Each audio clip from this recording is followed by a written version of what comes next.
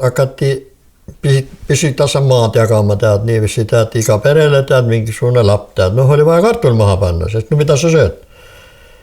Ja siis oligi niiviisi, tead, et pani kartuli maha ja siis pandi mõne juurika ka ja aga kartuli sai maha ainult niiviisi, et nii palju rahvast tuli peale, külas nii palju kartulit ei olnud, et saaks kõik seeme. Siis osteti kartul, kooriti kartul hästi paksult, koor, need silm sisse jäi ja siis pandi need koored pandi maha. Sendest kasvas kartul, sest et kartul rohkem ei ole vaja kui ainult silm, see, kus see idu välja tuleb.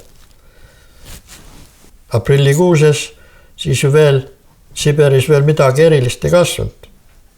Aga siis, kui hakkas juba apuoblikast tulema ja veel midagi, tead, ja siis hakkas juba asi arenema, tead. Jänest jaoks pandi püünisid ja kes selle kätte sai, tead. No. Sest et kurb oli nendel, sest meil oli oma pood. Oli kaks pood, üks oli ühesõnaga Selpo, see on see, nii kui öelda, külapood ja teine oli siis, mis oli meil eraldi pood, kus meie saime ka osta, tead. Kuna meie olime neljakesi, algus oli meid vanaisa vanaema, viiekesi olime. Aga tädi läks ära, siis jäime neljake. Tädi läks hiljem ära. Nii et sel ajal olime ikkagi kõik veel kõik koos, tead. Siis meil oli 3 tööinimest. Ühesõnaga ema, siis ema õde ja vanaisa. Vanaema oli kodune ja mina olin siis, tead. Siis, mis kopika sai, selle sai söögi peale ära raisatada. Aga kes oli üksik ema ja 3 last, vaat see oli raske. Alguses oli ju, kellel oli, see ikkagi katsus midagi teisele anda. Aga siis hakkasid kodunud pakid tulema. Kohe, kui aadress oli teada, siis hakatigi kohe saatma. Ja iga üks tahtis ju ikka jälle lõigata, tead. Postiljon, ta pidi seda tooma kusagilt teisest külast. Ma mäletan enam, kus koha pealt see post tuli, et tema tõi meie külla selle posti.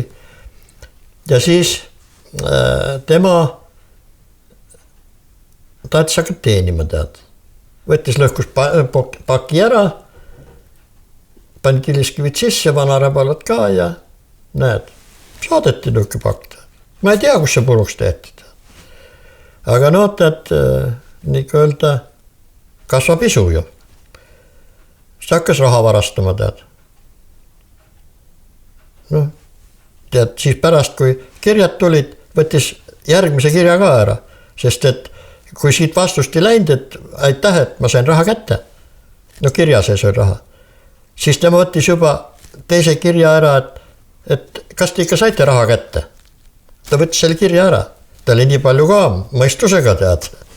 Aga siis ta võttis igasugust kraami ka, tead, ja siis ükskord läks asi nii kaugele, et mingisugune suurema rahasumma ja mis ta sealt, tead, siis ära kraamas, siis jooksis läbi nukse põseriku, kraasud näo peal, käte peal, igal pool ja tuli ja tead, et näed, midagi ei ole parata, röövlid olid kallal, tead.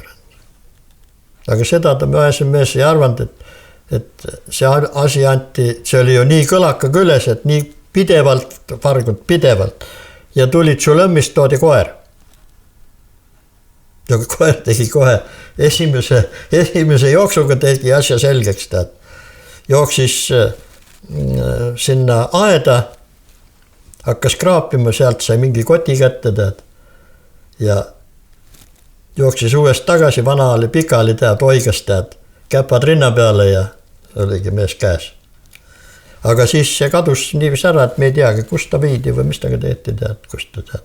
Võib-olla saadeti teise külla, tead, oligi jälle vaba meest. Me ei tea seda, aga ühesõnaga sellest ajast kadus igasugune vargus posti peale ära, tead, nii et. Tead, mis saadeti? Põhiline oli, saadeti liha. Saadeti noh, nagu käpikud ja saadeti riiet mingisugust ja aga mida mulle saadeti igal jõuluajal, ma sain kuuse. Kuus on nii pikk.